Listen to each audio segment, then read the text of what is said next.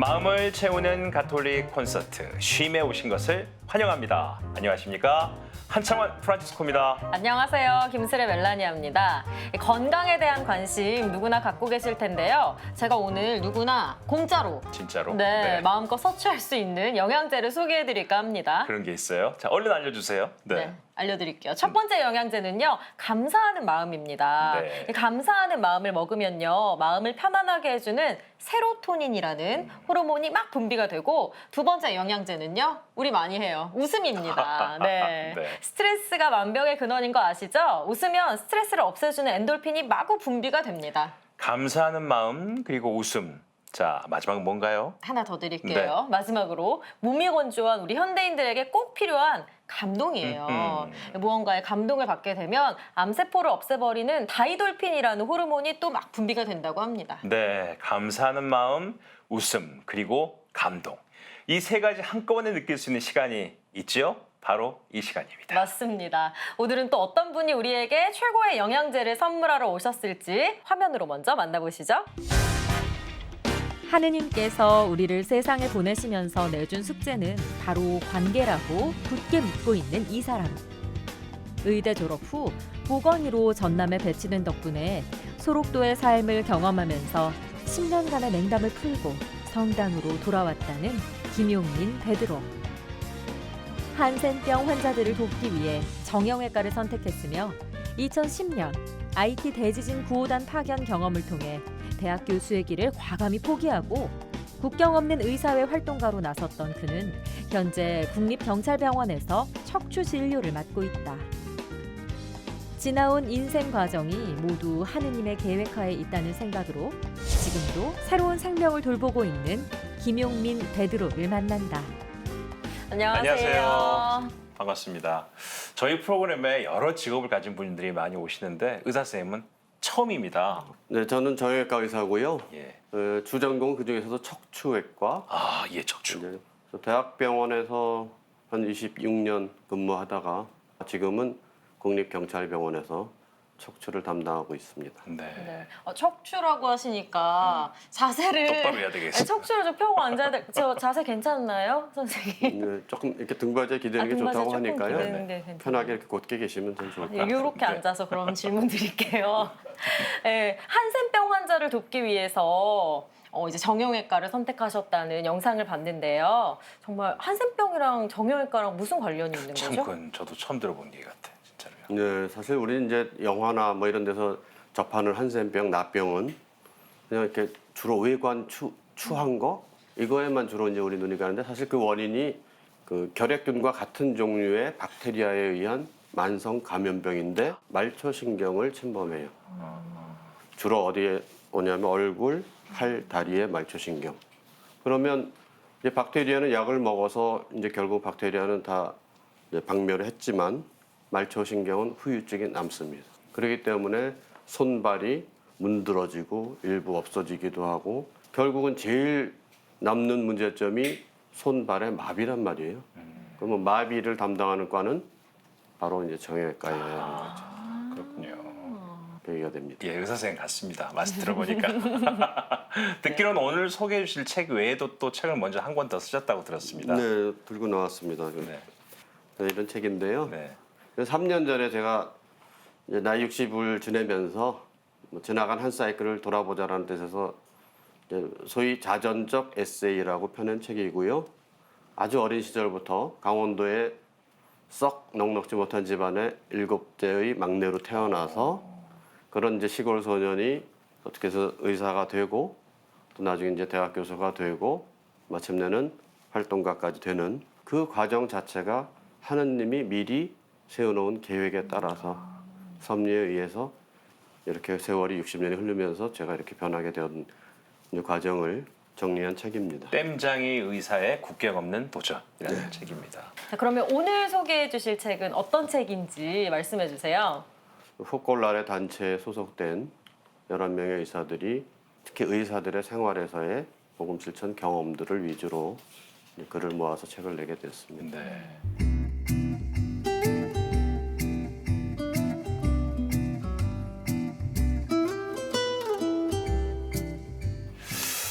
그렇다면 오늘 이 시간에 우리 김용민 선생님이 대표로 나오신 건데요.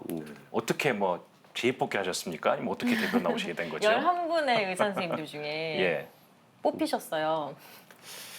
3년 전에 2019년에 한국 포콜라레 50주년을 맞이해서 우리 의사들 의료계가 한번 모이자 해서 모임이 엔조라는 의료계 모임이 생겼고 네. 갑자기 작년에 저한테 회장 자리가 갑자기 넘어온 거예요. 아. 강제 양위라고 제가 이제 표현하는데 그래서 사실 3년 전에 처음 이 모임이 갖게 되었을 때 첫 사업으로 이런 경험들을 책으로 모으자는 얘기가 이미 있었거든요. 네. 그렇게 해서 이제 다른 분들께 빨리들 글 좀 많이 내세요. 좋은 글 그리고 사진과 함께 내세요 해서 이제 이렇게 제 책이 나오게 되었습니다. 네. 방금 말씀하셨듯이 11분의 의사 선생님들이 책의 공동 저자시잖아요. 이분들이 모두 포콜라레 운동에 참여하신다고 말씀해 주셨는데 또 포콜라레 운동이 뭔지 생소한 분들을 위해서 소개해 주시죠.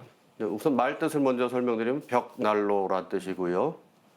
2차 대전 말기 이탈리, 북부 이탈리아에서 끼아라 루비기란 분과 그 동료들이 같이 시작한 복음 실천 운동이고 가톨릭 산하 단체이고요. 포콜라레는 복음에 써져 있는 예수님의 가르침을 우리 현실에서 실천을 하자. 예수님 말씀 중에 일치가 굉장히 중요한 이제 화두가 됩니다.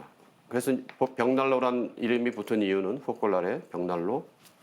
벽난로가 어때요? 별로 이렇게 드러나고 너무 대단해 보이지 않지만 은은히 타들어가잖아요. 네. 바로 이제 예수님의 말씀 곧 사랑으로 온기를 세상에 퍼뜨리려는 그런 노력을 하는 단체라고 말씀드릴 수 있겠습니다.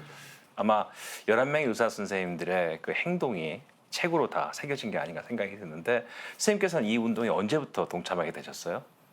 저희 큰 형님 부부가 포콜라레 운동을 이제 그때 참가하기 시작을 했고 네. 포콜라레 모임을 가면은 또 무대 위에 젠이라고 하는 젊은이들이 음악 연주를 하는 게 있는데 그 중에 건반 악기를 담당한 한 아가씨가 굉장히 우리 형님 부부의 눈에 들어서 갑자기 저한테 연락이 왔어요. 만나라고.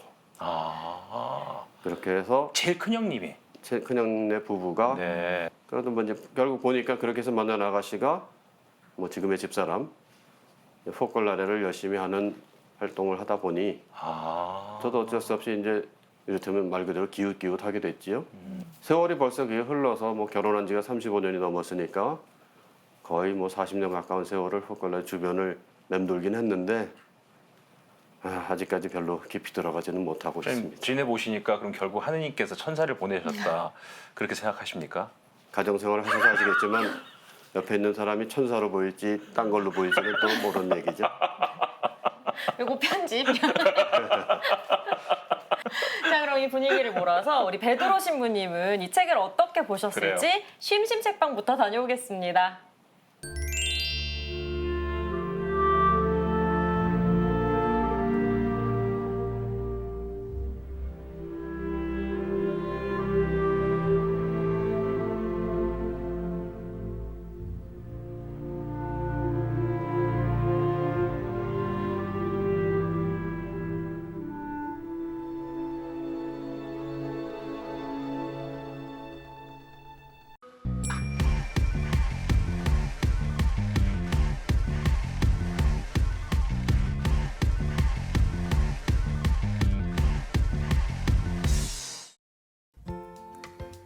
지구상에 나와 똑같은 사람을 만나기란 정말 어려운 일입니다.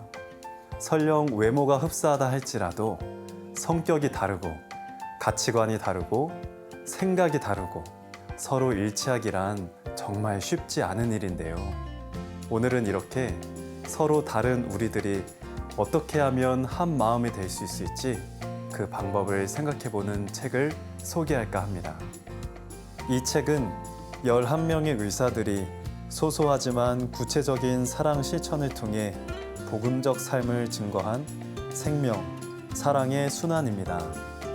11명의 의사들은 의학과 관련된 여러 가지 경험과 사례 등의 직업적인 지식뿐 아니라 마리아 사업회라는 이름으로 로마 교황청의 공식 인준을 받은 포콜라레 운동의 회원으로서 신앙과 영성 생활에 대한 각자의 생각을 책에 담았습니다.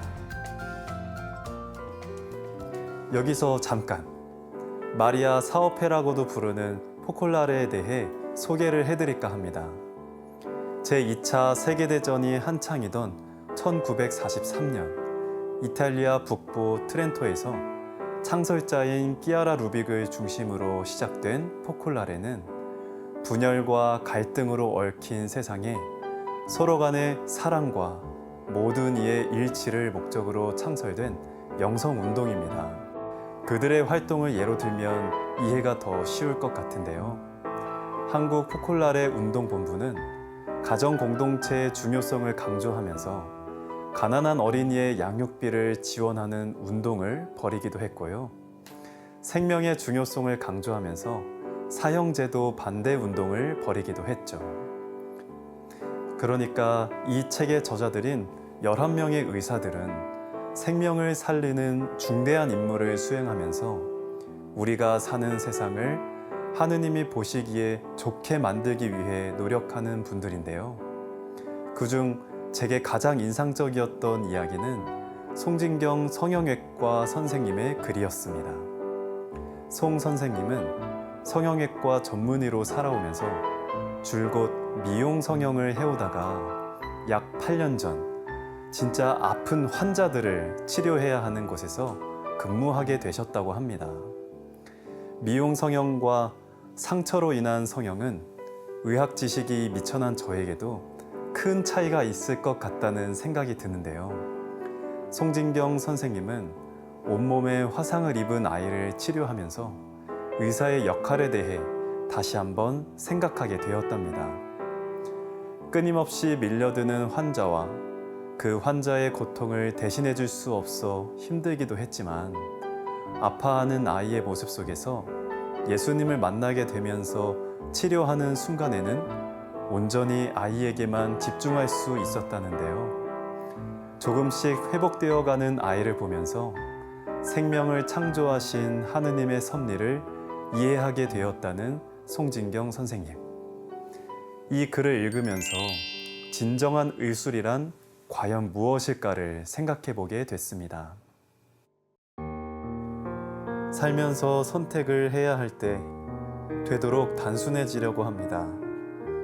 이렇게 했을 때 장점은 뭐가 있고 단점은 뭐가 있고 내가 이렇게 해주면 저 친구는 나를 쉽게 볼 것이다. 나만 이용당하는 거 아닌가 등등 이런 많은 생각들을 뒤로 하고 선택하는 순간에는 한 가지만 생각하려고 합니다. 마리아님, 당신이었으면 어떻게 하셨을까요? 예수님, 당신은 이럴 때 어떤 선택을 하실 건가요? 당신의 선택을 따르겠습니다. 어린아이처럼 네 라고 답하겠습니다.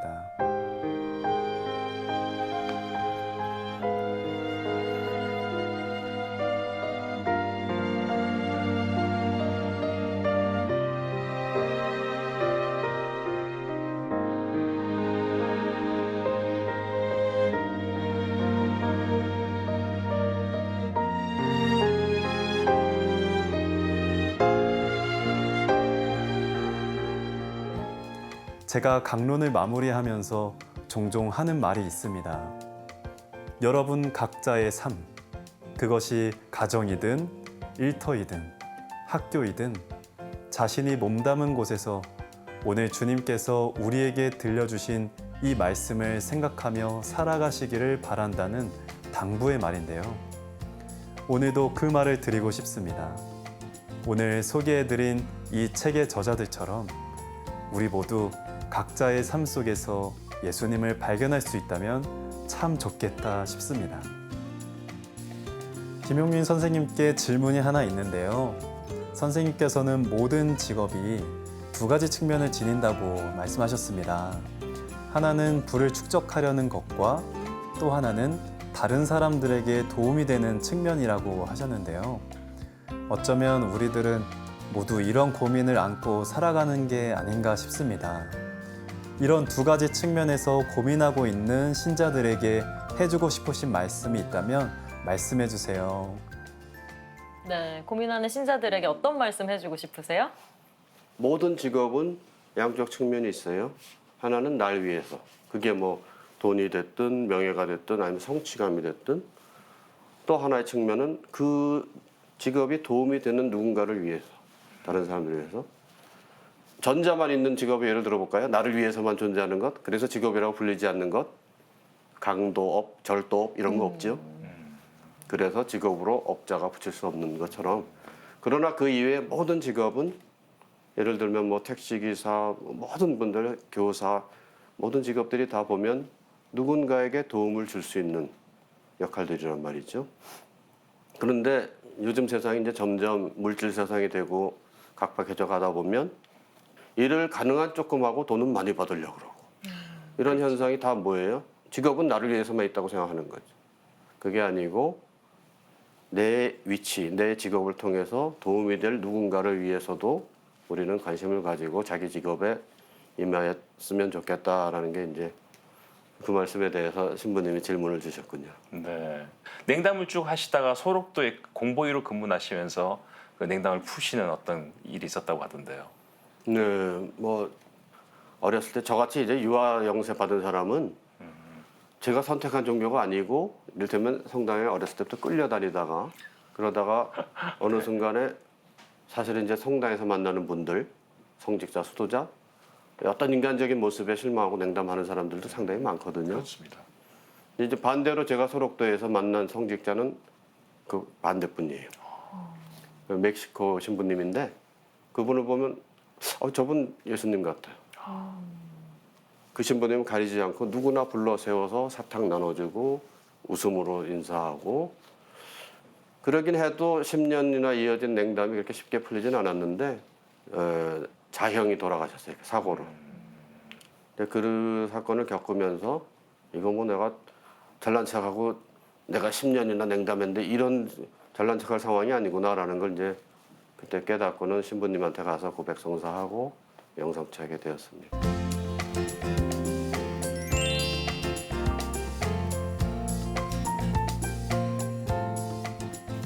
자, 그럼 책 속으로 한 걸음 더 들어가 보도록 하겠습니다. 책을 펼치면 본격적인 글이 등장하기 전에 어떤 분에 대한 설명글이 나와요. 그분이 바로 엔조 마리아 폰다라는 분입니다. 이분이 네. 어떤 분이십니까? 의사인데 포콜라레에 평생을 헌신한 사람을 남자는 포콜라리 노, 여자는 포콜라리 나라고 하는데, 이분은 이제 의사로 아마도 의대생 시절에 포콜라레를 접하게 된 다음에 평생을 투신하기로 해서 포콜라리 노가 됐고, 그런 뒤에 이제 또 사제까지 되어서 평생을 포콜라레 일에 또 의사로서 이제 투신하신 분이고요. 냉전 시기가 한창인 1950년대에 동독의 라이프치히로 가서 카톨릭 병원에서, 공산 사회에서 카톨릭 병원에 있는다는 게 쉬운 일이 아니지요. 그런 또 기록도 보았습니다. 한국 포콜라레 의료계 모임 이름을 뭘로 정할까 막연했을 때 이탈리아 출신 의사 중에 그런 분이 계시다 해서 저희 모임 이름을 엔조로 정하기로 했습니다. 네, 그렇군요. 그런 사연이 있었군요. 먼저 제가 인상적이었던 건 산부인과의 안명옥 선생님은요, 분만실에 들어가기 전에 화살 기도를 바치신다고 책에 쓰여 있었어요. 근데 이런 분이 내 담당이었으면, 내 주치의였으면 좋겠다는 생각이 들었는데, 아무래도 시작을 이렇게 기도로 하면 좀 마음가짐이 다르겠죠? 네, 안명옥 선생님을 잠깐 소개드리면 국회의원이셨고 국립 중앙의료원장도 하셨고, 하여튼 그런 사회적 경력도 대단하지만 또 이렇게 신앙심이 깊어서 자기 오는 환자, 분만실이면 이제 산모지요, 아기를 낳으려는 한 명 한 명을 항상 이렇게 기도와 함께 이렇게 하는, 아마 여기 저자로 같이 함께한 분들도 다 진료에 앞서서 오늘 자기가 만날 환자들을 사랑할 수 있게 해달라고 기도를 하실 것 같아요. 건강이 좋지 않았던 경험들을 쓰셨던 의사 선생님도 계세요. 저희는 이제 의사 선생님들은 다 안 아플 것 같은 생각이 들거든요. 하지만 선생님들이 이렇게 아프실 때 또 생사의 기로에서는 질병에 걸려서 많았을 때 참 절망스럽겠다 이런 생각도 드는데요. 그 글을 쓰신 분은 정희정 아가다 선생님인데 막 50 되자마자 검사를 했더니 췌장암의 수치가 혈액 검사의 암 표지자 중에서 췌장암 표지 수치가 높게 나오니까 췌장암은 뭐 아시다시피 거의 살기 어려운 암이거든요. 맞습니다. 네. 그래서 치명률이 그렇게 높은 암인데 그게 높게 나온다니까 충격도 받고 얼마나 무섭고 절망스럽고 그랬겠어요. 근데 오히려 그 계기를 통해서 더 하느님을 찾게 되고 더 가까워졌고 그래서 결국은 오히려 그것이 하느님이 사랑으로 선물로 주신 계기가 아닌가라는 이제 그런 글로 마무리가 되고요. 그래서 의사들이 이렇게 본인도 환자가 되었을 때 글을 통해서 더 자기가 만나는 환자들을 더 잘 이해하고 더 사랑할 수 있는 계기가 되지 않겠나 그렇게 생각합니다. 네. 의사 선생님들이 그렇게 바쁘신 중에 여러 가지 봉사 활동을 많이 하시는데 교육민 선생님께서는 또 국경 없는 의사의 활동도 하셨다고 얘기 들었고 특히 IT에서의 활동 계기로 대학병원을 조기 퇴직하셨다는 얘기도 들었습니다. 사실은 이제 저는 평범한 대학병원의 평범한 정형외과 의사 겸 교수였는데요. 2010년에 IT 대지진을 가게 됐어요. 구호단으로. 그리고 이제 저희 팀은 8박 9일 진료를 잘 마치고 마지막 8일째 되는 날 어느 젊은 남자가 통역을 부르더니 저한테 할 말이 있다 그래요. 그래서 뭐냐 그랬더니 한국 가지 말고 남으라고. 그래서 제가 뭐라고 답을 했냐면 내 환자도 있고 내 가족이 있어서 난 한국을 가야 돼. 그랬더니 그러면 한국 가서 가족 얼굴만 보고는 바로 돌아오라고. 무슨 뜻일까요? 당신이 필요합니다. 우리를 도와주세요. 네. 의사로서 그런 환자로부터 그런 말 듣기가 참 쉬운 일이 아니죠. 그래서 돌아오는 여행 내내 이제 저는 뭐 지방에 알려지지도 않은 그런 의사인데 어떤 곳에 가면 저렇게 필요하다, 도움된다 이런 상황이 있을 수 있겠다.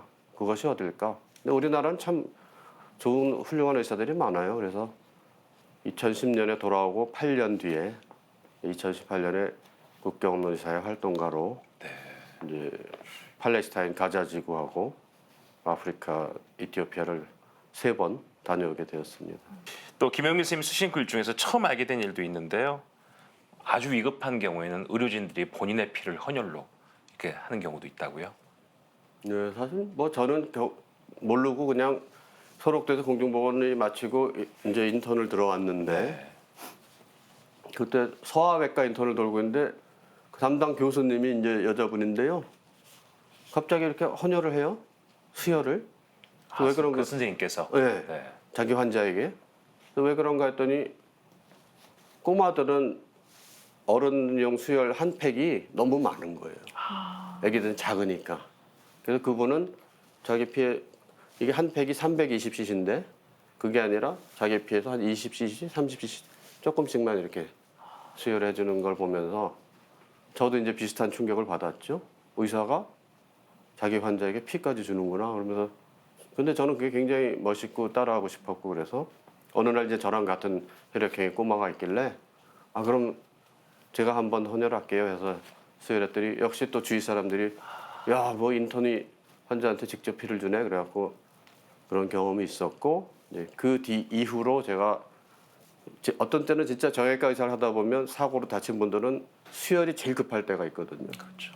그럴 때는 뭐 피 기다리고 뭐 하고 이게 아니라 같은 혈액형인 병원 직원들을 통해서 혹은 의대생들을 통해서 직접 수혈을 해서 그리고 아무래도 저장혈 뭐 뽑은 지 오래된 피보다는 지금 몸속에서 살아있는 세포가 돌아다니던 피가 직접 가는 게 아무래도 효과가 제일 빠르겠죠. 그래서 그것이 가장 어떻게 보면 큰 사랑의 나눔 행위가 아닌가 하는 뜻에서 이제 책에는 줄 게 없으면 피라도라는 글을 쓰게 되었습니다. 이렇게 담담하게 말씀하시지만 사실은 정말 너무 대단하다는 게 느껴집니다. 이 책에 있는 글들이 다 의사 선생님들이 쓰신 글이라서 생생한 그 현장감이 느껴지기도 해요. 그래서 제가 그 책 속의 한 구절을 읽어보겠습니다. 전에 몸담았던 D대학병원에서의 일이다. 자전거를 타고 가던 어떤 아주머니가 트럭에 받쳐서 소장 파열, 대퇴골 골절로 응급수술을 요하게 됐는데 허혈성 쇼크 때문에 급히 수혈이 필요했다. 마침 정형외과 실습을 나온 건장한 의대생들 중 2명의 혈액형이 O형이었다. 이 학생들에게 헌혈을 권하며 이런 말을 했다. 의사로서 위험에 처한 환자에게 달리 해줄 게 없을 때 피라도 줄 수 있는 것이 얼마나 좋은 일인가. 그들은 처음에는 자신들이 O형이라는 사실을 저주하는 듯한 표정으로 마지못해 한 핀트씩의 피를 내놓았다. 이날의 응급수술을 무사히 마친 뒤 이 아주머니는 빠른 속도로 건강을 되찾게 됐고 어느 날 실습 학생들과 병실 회진을 하다가 헌혈했던 의대생들을 소개했을 때 은인에 대한 진정한 감사를 표현하는 그 환자의 그리고 자신들의 행위에서 깊이 보람을 느끼는 예비 의사들의 밝은 얼굴들을 보면서 나 역시도 흐뭇했던 기억이 난다. 대자연에서 생명의 순환을 이어가기 위해 주고받는 것들은 곧 삶의 에너지며 이 에너지의 다른 이름은 사랑이다. 사랑은 자신의 것을 상대를 위해 내어주는 희생이 들어있을 때 가장 큰 에너지를 갖게 된다.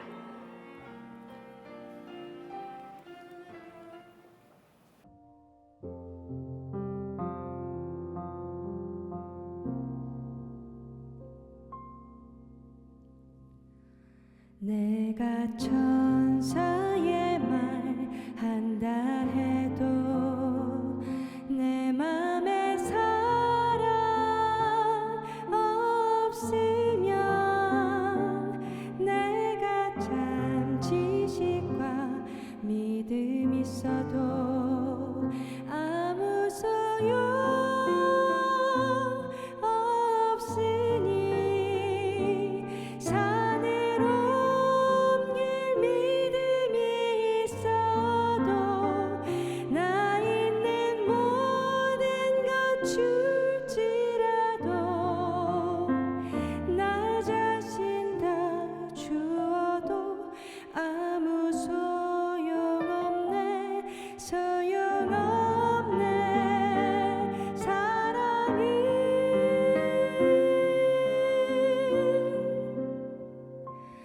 영원하네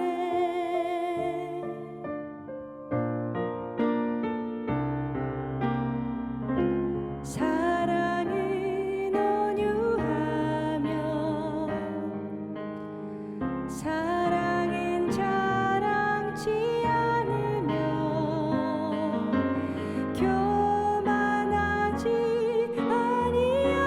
아니하며 불이 기뻐하지 아니하니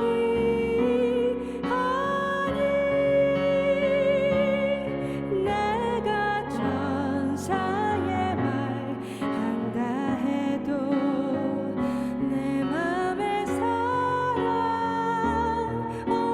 없으면 내가 참 지식과 믿음 있어도 아무 소용 없으니 산으로 옮길 믿음이 있어도 나 있는 모든 것 줄지라도 나 자신 다 주어도 아무 소용없네 소용없네 사랑은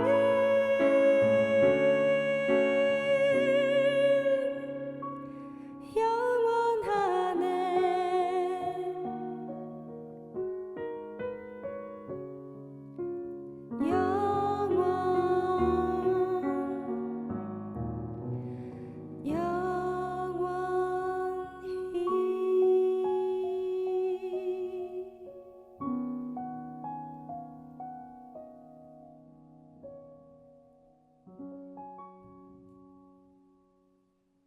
네, 잘 들었습니다. 네, 반갑습니다. 양채은이 엘리사벳 자매님의 목소리 들어봤는데요. 저희가 오늘 생명, 사랑의 순환이라는 책을 소개해드리고 있는데 이 책에는 이제 포콜라레 운동을 하시는 의사 선생님들의 이야기가 실려 있어요. 포콜라레 운동 들어보셨어요? 사실 부끄럽지만 처음 들어봤어요. 이 자리를 통해서 선생님 덕분에 잘 알게 됐습니다. 네. 우리 양채은 씨가 보는 좋은 의사는 어떤 의사세요? 일단 열린 귀를 가지신 분인 것 같아요. 그러니까 아파서 갔을 때 내가 하는 말을 잘 들어주시기만 하셔도 나 낫게 해주시려고 하시는 분이구나. 그러면서 믿음이 생기고 그 믿음이 또 빠른 쾌유로 이어지는 것 같습니다. 그래서 저는 열린 귀를 가진 친절한 의사 선생님, 네, 좋은 분이라고 생각합니다. 네. 네. 또 오늘 저희가 함께한 이 책 속에서 인생 의사를 또 만날 수도 있으니까 끝까지 함께 들어주시고요. 이따 마지막에 또 한 곡 더 요청할게요. 고맙습니다. 고맙습니다. 감사합니다. 선생님 책 속에는 또 이런 에피소드가 하나 있더라고요. 병원에서 계단을 오르내리던 사람 두 분이 이렇게 부닥쳐가지고 서로 싸우는 장면이 있었는데 의사 선생님께서 이렇게 말씀하셨어요. 아이고 계단을 좁게 만든 우리가 잘못입니다. 우리가 잘못했습니다. 말씀하셨다는데 사실 의사 선생님들이 내 탓이오 하시기는 참 쉽지 않은 일 같거든요. 이 포콜라레 운동 정신 중에서 형제의 잘못은 곧 저의 잘못이다. 이런 내용이 있다고 들었습니다. 사실 이제 그 글은 대전의 피부과 원장님인 김양배 프란치스코의 글인데 아주 모든 분을 참 열심히 사랑하는 분인데 그 진료를 보고 있는데 밖에서 시끌시끌하니까 왜 그런지 하고 나와봤더니 좁은 복도에서 둘이 어깨가 부딪혀갖고 시비가 붙은 상황이라 그건 선생님들 잘못이 아니고 제가 좀 더 넓게 지었어야 됩니다. 이렇게 해서 이제 그런 얘기고요. 사실 의사 입장에서는 내 탓이오 쉽게 말하기 참 어렵습니다. 그렇게 말하는 순간 요새 세상은 어때요? 당신이 잘못했어? 물어내. 이런 세상이잖아요. 저도 뭐 이제 진료 오랜 세월의 경험 중에서 이제 조금 비슷한 말씀을 드리자면 저는 이제 척추를 담당하다 보니까 가끔 원치 않는 결과가 얻어질 때가 있어요. 수술하고 났더니 피가 고여서 오히려 신경 증상이 나빠질 때도 있고 아니면 수술 부위에 나중에 염증이 생기는 감염 경우도 있고 그러면 이제 어떤 경우는 저 사람은 운이 나쁜가 봐. 나는 내 할 일을 다 했는데 라고 그냥 넘어갈 수도 있지만 저는 그걸 계속 그 일에 대해서 계속 생각을 두고두고 생각을 하다가 왜 이렇게 됐을까? 혹시 내가 좀 다르게 했으면 안 생겼을까? 이런 고민을 계속 하다가 결국은 이제 나중에 그것이 학술 논문으로 네. 제가 이제 발표한 논문 중에는 예를 들면 피가 고여서 이제 신경 증상이 낙화됐을 때 어떻게 대처하는가에 대한 논문도 있고 이제 수술 후에 척추 수술 후에 상처가 감염이 돼서 고름이 나올 때 어떻게 대처해야 된다는 논문도 있고 그런 논문으로 나올 수 있었던 것은 이게 꼭 뭐 나의 과실이다 아니다를 따질 게 아니라 혹시 내가 조금 더 노력하고 좀 더 잘했으면 어땠을까 하는 이제 마음으로 계속 다시 한번 반추해보고 반성해보고 하는 과정에서 나온 논문들입니다. 그래서 아까도 말씀드렸듯이 내 탓이오라는 말이 참 의사가 하기는 어려운 말이지만 이렇게 혹시 그 다음을 위해서는 좀 더 나은 방법은 없을까 하는 노력들이 의학의 발전과 연결될 것 같습니다. 네. 정말 대단하다는 말밖에 네. 말씀드릴 게 없을 것 같아요. 근데 이 대단한 모습은요, 또 이 책에서는 국립소록도 병원에 근무하실 때 그때 또 이야기를 통해서 느낄 수가 있어요. 그때 얘기를 또 방송에서도 조금 소개해 주시죠. 소록도는 저에게 이제 제일 중요한 인생의 계기였고 많은 경험들이 있는 중에 이제 책에 소개된 글은 누가 의사인가예요. 제목이 누가 의사인가. 그래서 소록도에서는 이제 환자지대, 직원지대가 나눠져서 있는데 이제 야간에 응급 환자 발생하면 직원지대에 머물던 의사 간호사가 앰뷸런스 타고 내려갑니다. 진료를 어느 날 밤에 내려갔는데 할아버지 한 분이 배 아프다고 막 그러면서 배를 부여잡고 떼굴떼굴 구르고 있는데 저는 뭔지 모르겠더라고요. 뭐지? 왜 이러지? 뭘 해드려야 되지? 이러고 있는데 간호사가 이분은 변비 환자다 그러면서 장갑을 끼더니 이 손가락으로 관장을 딱딱한 변을 이렇게 파서 제거해 주고 나니까 할아버지가 이제 편해지셨어요. 이제 그날 밤에 제 숙소로 돌아와서 저 환자에겐 누가 의사였지? 면허증의 종류는 면허증 분명히 내가 의사 면허증인데 저 환자에겐 누가 의사였지? 그래서 결국은 면허증이 무엇을 갖고 있느냐가 아니라 아마 이렇게 말하면 이제 의사 내지는 모든 의료인 모두에게 해당되는 말인데 결국은 환자에게 도움을 주는 사람이어야 한다. 라는 이제 그런 의미로 쓴 글이 누가 의사인가라는 글이었습니다. 네.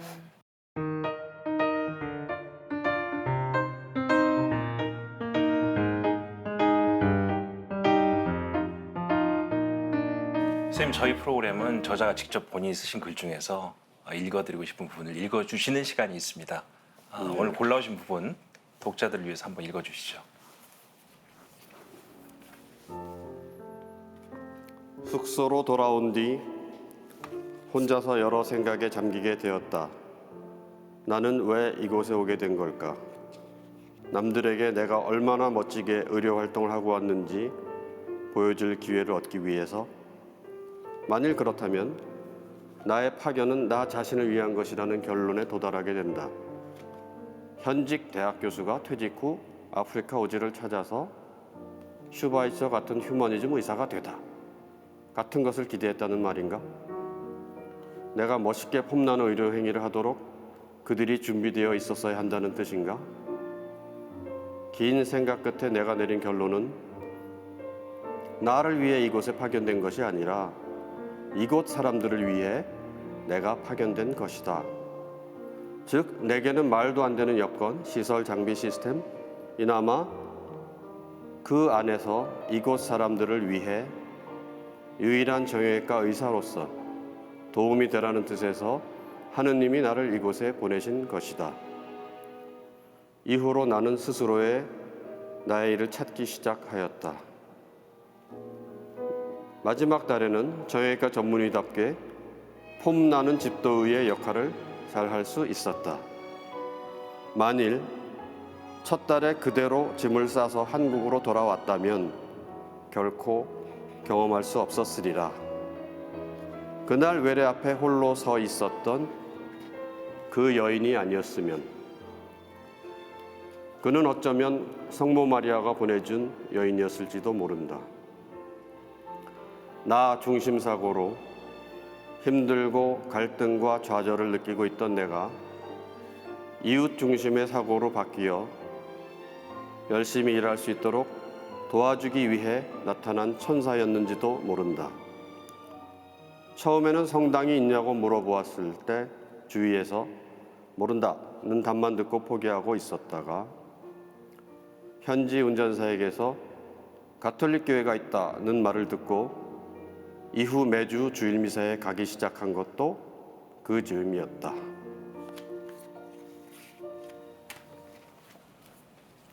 네, 정말 듣기만 해도 감동적인 장면이 아닐 수 없는데요. 왜 이 부분을 고르셨어요? 좀 사실은 배경이 좀 설명이 필요한데요. 아프리카에 처음 갔더니 너무 여건이 한국과는 달라서 굉장히 좌절감을 많이 느꼈어요. 내가 여기서 할 수 있는 게 뭐지? 아무것도 없는 곳에서. 그리고 어느 날은 너무너무 아침부터 모든 일이 좌절되고 안 되고 힘들어서 국경의사회는 본인이 힘들면 집에 보내줍니다. 그래서 이젠 집에 가야겠다라고 마음 먹고 나오는데 한 여자 환자가 혼자 서 있어요. 팔을 붙들고. 봤더니 엑스레이도 하나 들고 있어요. 그래서 봤더니 팔을 다친 사람인데 그 시간엔 그 환자를 돌볼 사람이 아무도 없다는 걸 저는 그래도 한 달의 경험을 통해서 알고 있었기 때문에 그럼 누가 돌봐야 돼? 나지 뭐. 그래서 그 사람을 데리고 병실에 데려가서 곧 치료해주고 뭐 이것저것 약도 처방하고 이러면서 그러고 이제 그날 밤에 또 숙소에서 생각해 보니까 여기가 뭐 나보고 폼나기라고 내가 온 게 아니었지. 맞죠? 그걸 그제서야 깨달은 거지.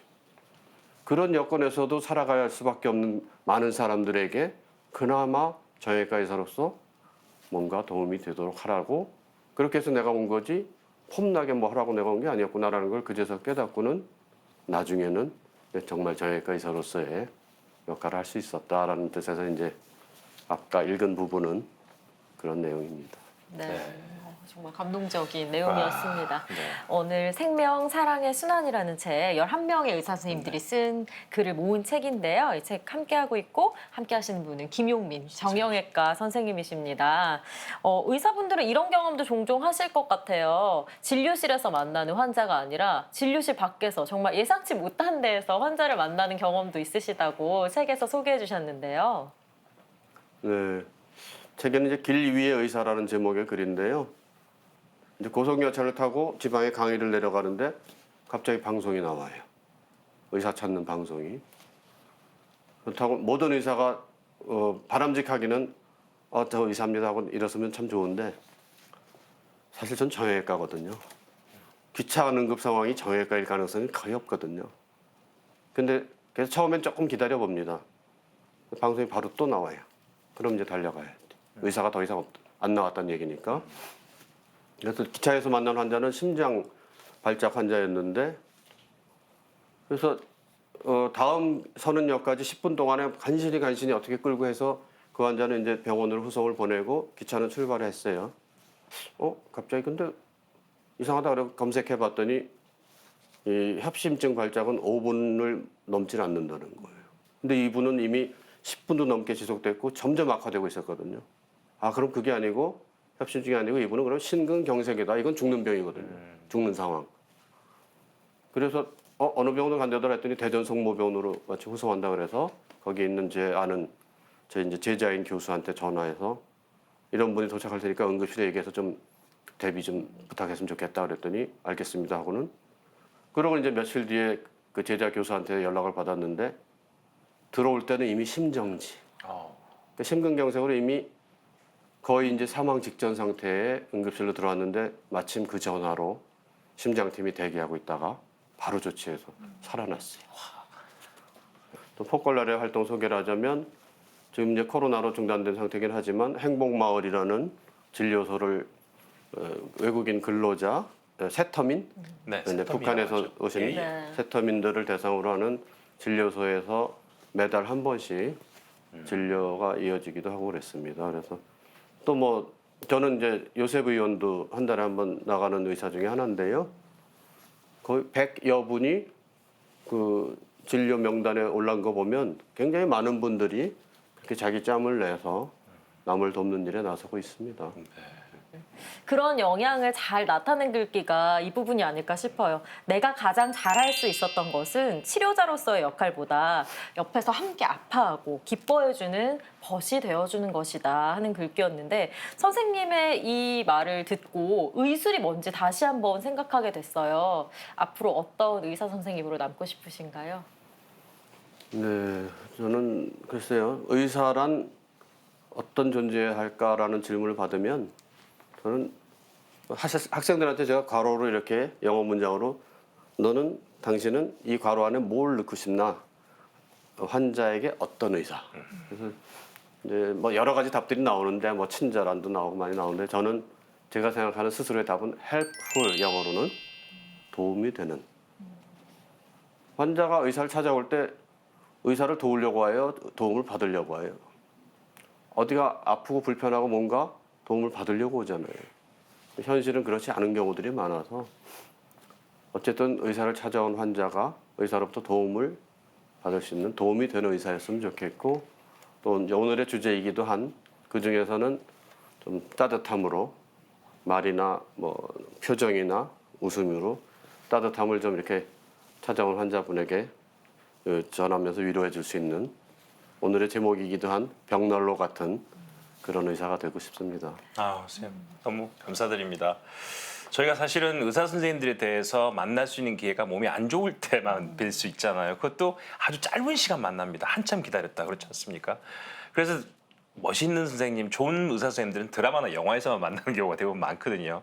오늘 책과 함께 선생님 말씀 듣다 보니까 포클로레 운동도 알게 되고 또 좋은 의사 선생님들이 이렇게 많으시구나 생각도 들어서 너무 반갑고 기분도 좋고 또 저는 이 책이 의사라는 직업을 희망하는 젊은이들에게 또 다른 좋은 희망이 됐으면 하는 바람도 들고요. 또 다른 직업을 갖게 될 꿈을 갖는 젊은 청년들에게도 하나의 방향이 됐으면 하는 바람을 갖게 됩니다. 바쁜 시간에 저에게 이렇게 좋은 말씀 해주셔서 감사드립니다. 고맙습니다. 고맙습니다. 네, 고맙습니다. 네. 내가 아닌 다른 사람과 마음과 생각이 일치된다는 경험, 솔직히 자주 하게 되는 경험은 아닌데요. 특히 몸이 아플 때 힘든 내 마음을 잘 알아주면 그렇게 고마울 수가 없는 것 같아요. 그럼요. 그 대상이 나를 치료해주는 의사라면 더할 나위가 없이 좋겠죠. 포쿨라레 운동의 정신처럼 의료계뿐 아니라 우리 사회 전반에서 일치의 기쁨을 맛볼 수 있으면 좋겠다 싶습니다. 끝으로 한창환 교수님이 읽어드리는 생명, 사랑의 순환 한 구절과 양채윤, 엘리사벳의 노래 전해드립니다. 오늘도 함께해 주신 여러분 고맙습니다.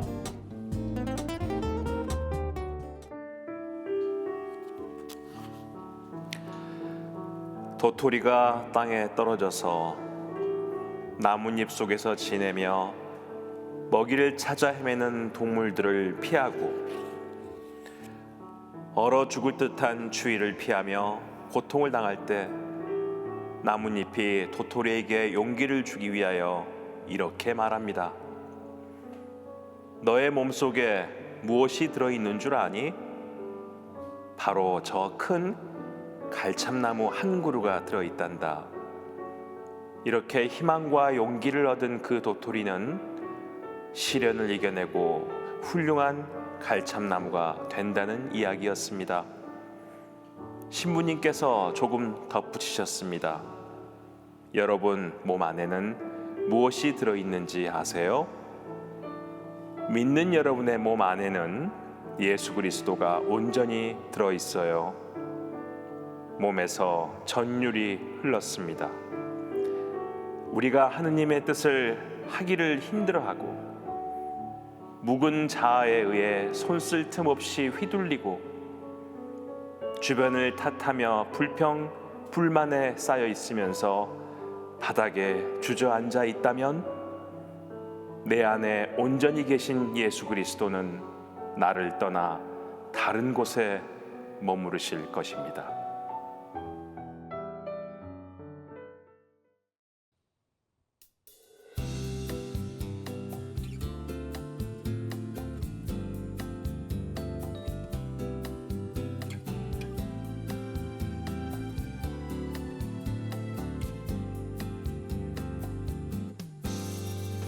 사랑한단 한마디에 온 세상이 아름답죠. 매일매일 내게 속삭여줘요. 당신 없는 이 세상은 의미 없는 시간이라 영원토록 내게 말해주세요. 행복이란 건 그렇게 멀리 있지 않아요. 우리 옆에 우리 곁에 있지요.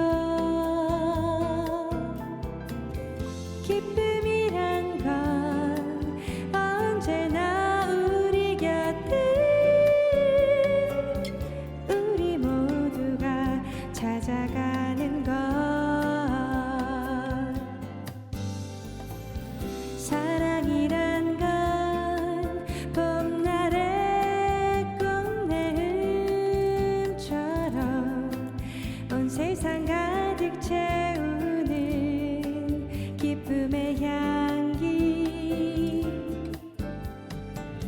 사랑이란 건 따뜻한 봄 햇살처럼 차가운 우리 마음을 채우는 손길.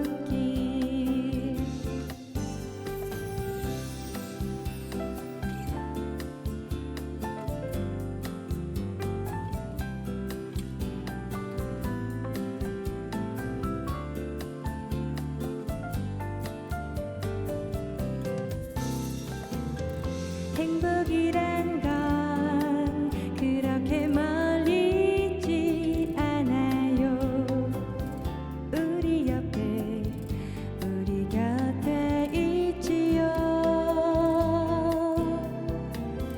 기쁨이란 건 언제나 우리 곁에 우리 모두가 찾아가